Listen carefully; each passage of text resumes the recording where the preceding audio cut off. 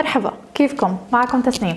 اليوم الفيديو تبعنا رح يكون عن أصناف حلو. رح نعمل حلويات مع بعض لكن بطريقة شوي مختلفة. الوصفات الأصلية للحلو رح نعدلها بحيث إنها تصير أقل سعرات حرارية وكمان هيلثي أكتر أو صحية أكتر. رح نعمل اليوم 3 أصناف حلو. رح نعمل كعكة الجزر زي ما حكينا مع شوية تعديلات. رح نعمل بارفيت اللبن أو اللي هي طبقات اللبن. إحنا رح نحط طبقة لبن، طبقة جرانولا، رح نعمل كمان نحط فوقها طبقة صوص الفراولة وبعديها فواكه، وصدقوني كتير كتير كتير زاكية.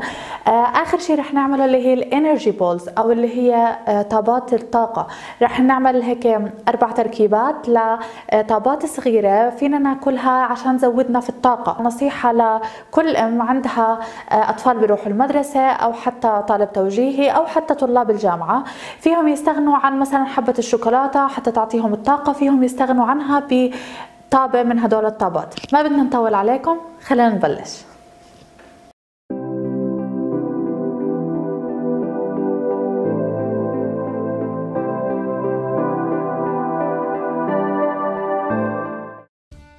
قبل ما أبلش تحضير الوصفات رح أعمل الأبل صوص أو صوص التفاح. هذا الصوص رح استعمله بالوصفات تبعتي. من جهة هو رح يعطيني طعم حلو وبالتالي بقدر أقلل كمية السكر اللي رح استعملها، ومن جهة تانية رح استعمله كبديل عن الزيت. بدل ما اني احط زيت في الكيك رح نحط صوص التفاح. طب كيف هذا الشي ممكن يزبط؟ عشان اقدر افهم لازم اعرف شو وظيفة الزيت بقلب الكيك. الزيت له مهمتين رئيسيات. اولا بيعطي الطراوة والكثافة والرطوبة اللازمة للكيك، اما المهمة الثانية له فهو فصل الطحين عن الماء، بحيث انه بصير بغلف حبيبات الطحين وبمنع الماء من التفاعل معها وانتاج مادة تسمى الجلوتين. واحنا بنعرف انه في ناس عندهم حساسية جلوتين، واكيد سمعتوا عن منتجات خالية من الجلوتين او الجلوتين فري. انا ما بدي اتوسع بمشاكل الجلوتين، لكن اللي بدي اوصل له هو انه صوص التفاح بيمنع تكون الجلوتين لكن بطريقة تانية. صوص التفاح بيعطيني مادة اسمها البيكتين، وهاي البيكتين بتحب المي كتير وبتروح تتفاعل معاها، وبالتالي كأنها شغلت الماء عن الطحين أي فصلتهم عن بعض، وبالتالي ما تكون عندي الجلوتين، وهذا هو اللي بدي إياه. إذن الخلاصة أنا بقدر استعمل صوص التفاح بدل الزيت.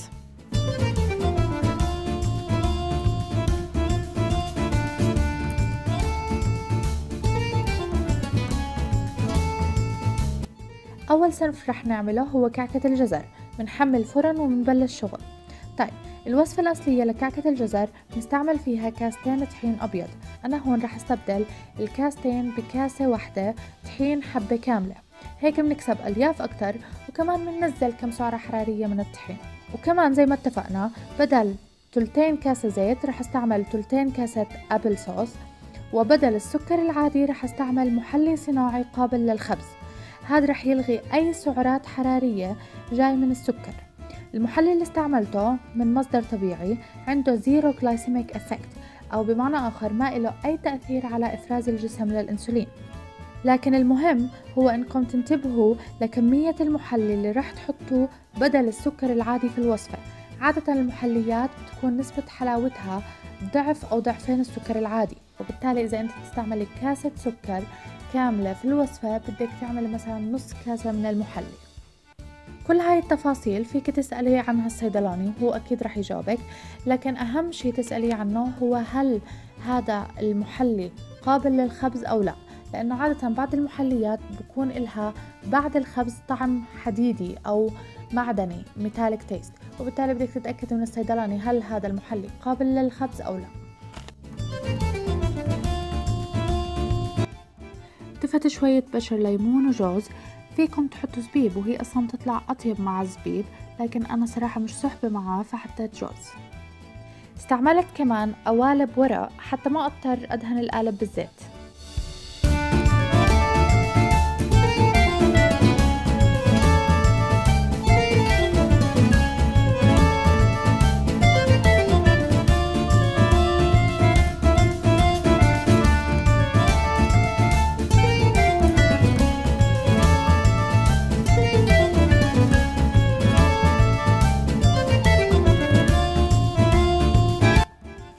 الحلو الثاني اللي رح نعمله هو بارفيت اللبن، وهو عبارة عن طبقات من اللبن والفواكه والجرانولا. الجرانولا فينا نشتريها من السوق جاهزة، لكن أنا ما بضمن قديش فيها نسبة سكر مضاف وكمان زيوت، عشان هيك فضلت إني أعملها بنفسي، وخصوصي إنها سهلة وبنفس الوقت بقدر أتحكم بكمية السكر والزيت اللي راح تنضاف. مكوناتها هي فقط عبارة عن مجموعة من الحبوب: بذر الكتان، بذر القرع، بذر عباد الشمس والشوفان، وكمان بدي أضيف شوية لوز. هدول مليانين فيتامينات وزيوت طبيعية وجدا صحية، وكمان ألياف عالية ومفيدة جدا لحركة الأمعاء.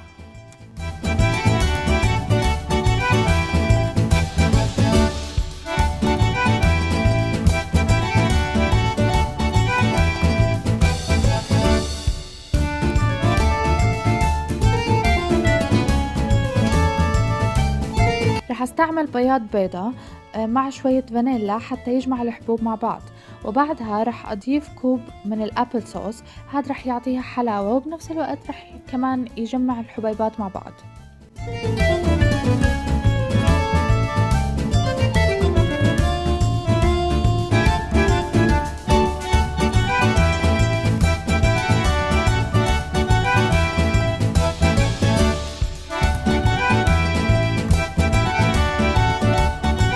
طريقة التحميص كالتالي: كل شوي منقلب الخليط لحد ما نشوف الشوفان صار لونه ذهبي، وممكن تاخد العملية من نص ساعة لساعة الا ربع حسب قديش درجة حرارة الفرن، لكن واضح امتى بكون جاهز من صوت الخليط وقت ما يتحمص ويجهز. بس يبرد تماما بنحطه بوعاء وبكون جاهز للأكل. ممكن ناكله مع حليب، ممكن نتسلى حتى عليه بدل بزر، بدل مخلوطة، بس اليوم رح نحضر منه بارفيت اللبن.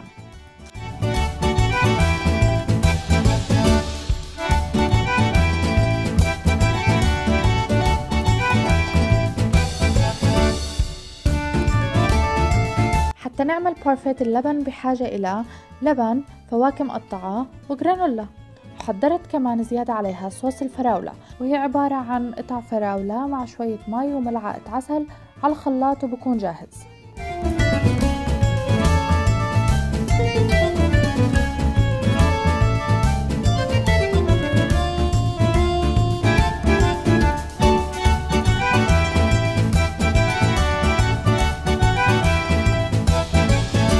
آخر شي رح نعمله هو الانرجي بولز. أنا عندي هون تمر مغسول ومزال منه النوى ومنقوع، عندي كمان جوز الهند، شوفان، لوز وجوز، وخلطة البذور النية اللي هي بذر الكتان والقرع وعباد الشمس. رح نعمل 4 خلطات مختلفة وكلهم أطيب من بعض.